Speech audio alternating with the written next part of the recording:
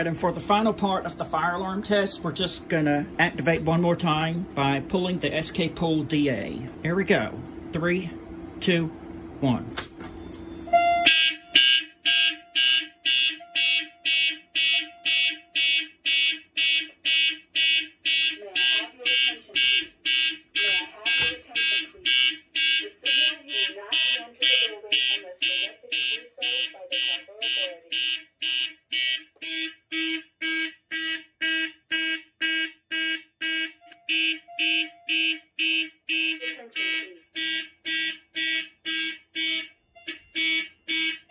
Alright, now we can just hit system reset again.